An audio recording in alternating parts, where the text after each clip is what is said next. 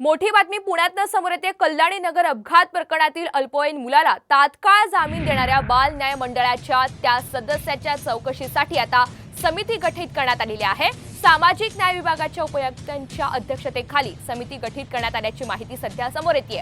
महिला आणि बाल न्याय मंडळाचे आयुक्त प्रशांत नारवनरे यांनी या चौकशीचे आदेश दिलेले आहेत। चौकशी समिती पडताळणी करून आता आपला अहवाल देखील सोपवणार आहे। अतिशय मोठी घडामोड, कल्याणी नगर अपघात प्रकरणातील अल्पवयीन मुलाला तात्काळ जामीन देणाऱ्या बाल न्याय मंडळाच्या त्या सदस्याच्या चौकशीसाठी आता समिती गठीत करण्यात आलेली आहे। अधिकची माहिती आपल्याला अक्षय बडवे देतात। अक्षय, आता या सामाजिक न्याय विभागाच्या उपायुक्तांच्या अध्यक्षतेखाली समिती काम करणार आहे। काय अधिकचे अपडेट्स आहेत?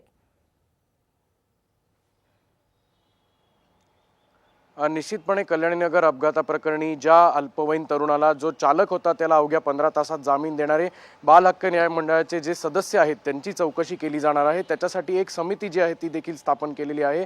प्रशांत नारनवरे हे ज्या बोर्डाचे अध्यक्ष आहेत त्यांच्या अध्यक्षतेच्या खाली एक उपायुक्त दर्जाचे अधिकारी असतील आणि त्या संपूर्ण प्रकरण जे आहे त्या सदस्याची जी डिटेल चौकशी केली जाईल। कारण सगळे सरकारी जे बाबी आहेत त्या तपासून हा निर्णय दिलेला आहे का, कारण अवघ्या 15 तासात हा निर्णय दिला होता। त्यामुळे अनेक संशयाचे भूमिका जी आहे ती नागरिकांनी सोशल मीडियावर देखील व्यक्त केली होती।